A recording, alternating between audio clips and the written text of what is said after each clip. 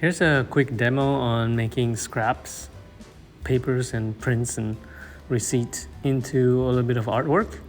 A mini board, about 6x6 board, and basically you using all the scraps and create something out of it.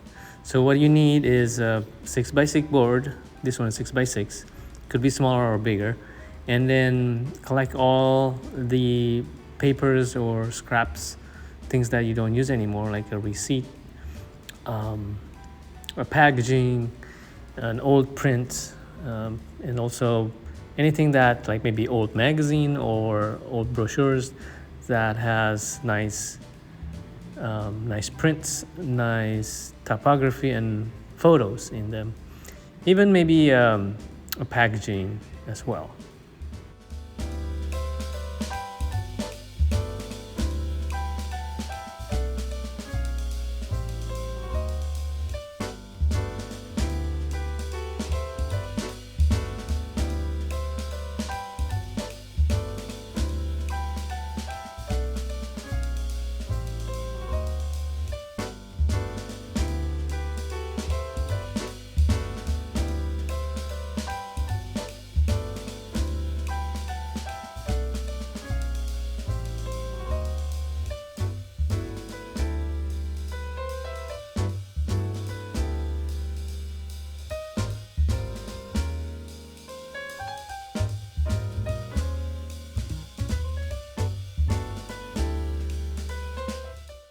And other materials you need is the board itself, and then brushes, different sizes, and scraper. If you don't have scraper, you can use old credit card or any kind of maybe thin board to scrape things. And then pencils, color pencils to draw underneath, just to doodles. And then glue. This one is a pouring medium, but basically you can use glue to glue the paper. And then acrylic paints. I have these ready to go from the past projects, but basically any kind of acrylic paint will work just fine. You can use the cheaper one, student grade or professional grade.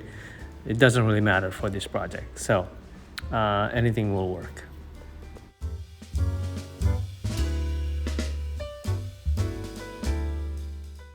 So to start, just putting the board on a flat surface, and then just start playing with the materials, really. At this point, I'm looking at like different maybe textures or graphic prints that I can start laying down as the base. Not a lot of, thinking. Well, maybe a little bit of compositional thoughts goes into it a little bit, but I don't have a lot of plan, which I don't think you should either. I think it's more about playing at the beginning. Really, you don't want to be too stressed out about it. It's a fun playing thing. So I just put in the pouring medium there, or basically glue. You can just put glue on the board, wipe it there. You don't have to put the glue all over the paper. You could just you just want to stick it in a little bit, and let the other side of the paper, maybe the bottom side of the paper, curl up a little bit. That's okay too. So it creates that three dimensionality of it already. It doesn't have to be perfect. You can think about this as like an abstraction of your scrap paper or scrap materials. You're not trying to create any kind of scenery or plants or birds or any kind of things. It's basically a play on textures, size, color, composition, basically the whole visual language, really, in an abstraction format. So ideally you don't create any sort of form that recognizable. That's to me part of making an abstract art is about an abstraction that is driven by more of a, I would say, instinct and feelings, and looking at different colors and shapes and combine them together. Let them be side by side or layer them. So at this one, I put a lump of paint out of the tube and just put the paper on top of it, just press it. So that creates some sort of three-dimensional paint blob. That kind of interesting. So yeah, so experiment with that. So not just put glue behind it and stick it, but sometimes use the paint you have as the glue and create that another layers of textures.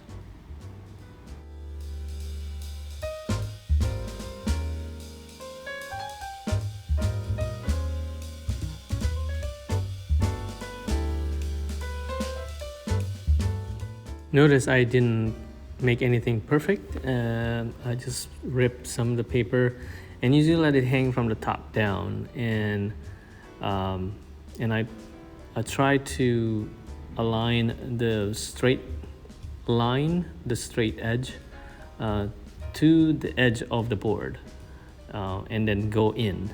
So clean on the edge and then kind of rough in. There's another way to do it too. You can stick it so it's not flush to the edge, but it's over the edge. That way, when it's finished, it looks like the paper or this collage floating from the wall.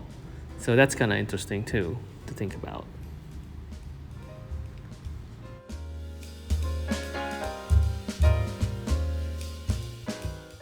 So at this point, I was looking for other materials with text, because typography creates a different kind of textures into the whole composition. So I thought it was interesting.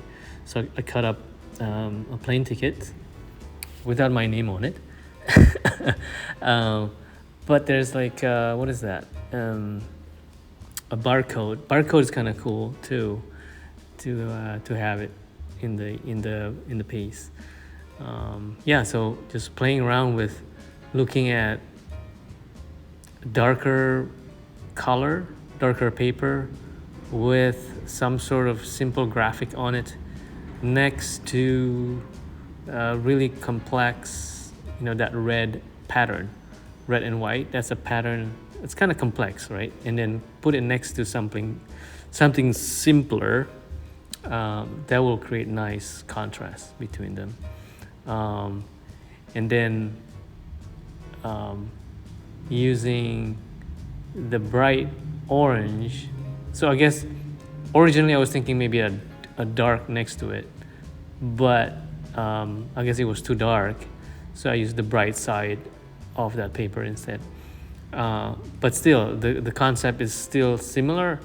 The small pattern next to a simple shape and color and graphic. So that's kind of the game, really. It's finding the contrast between them next to each other. And then I'm also trying to just looking at different other materials to add layers to the piece. This one's I'm using the cardboard, trying to find the right composition to it.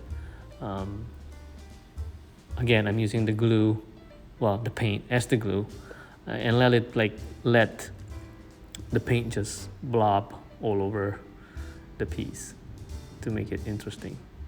So that's just one idea. And then I use the brush to kind of create that thin layers of paint on top of it. So again, to create the hierarchy, the Z depth, call it layers, right? From the background, middle ground, foreground, um, to create dimensionality to the piece.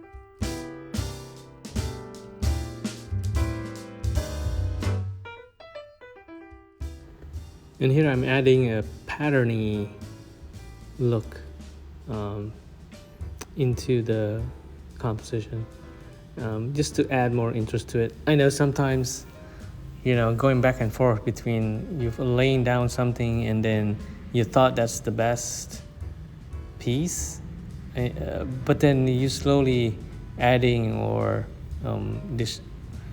removing pieces as you go.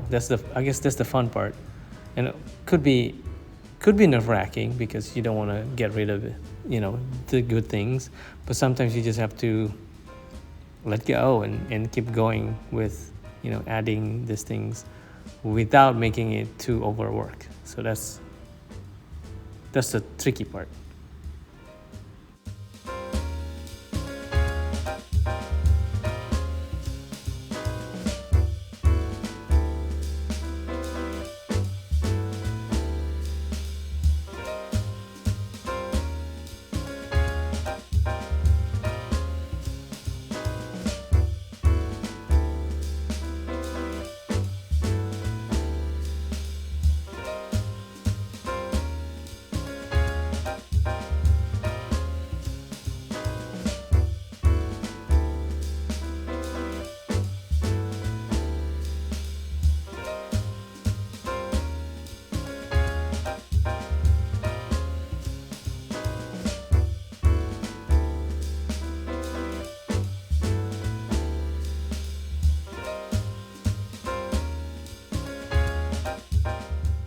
So here I added a little bit of dark on the bottom of the piece because I feel like it needs some balance. So think about that when you laying out colors and textures, like how balanced they are. Sometimes you don't need that dark bits on the bottom, but in this one, I feel like I do need it. I also add splatter to give it more like that free spirit, kind of don't care feel. Really just to give it again more textures and into the whole composition, right? So this is the finished piece. Hopefully this is helpful and give you some ideas of what you can do with it. A lot more play, experiment, and make sure you have fun. Okay, thanks, bye.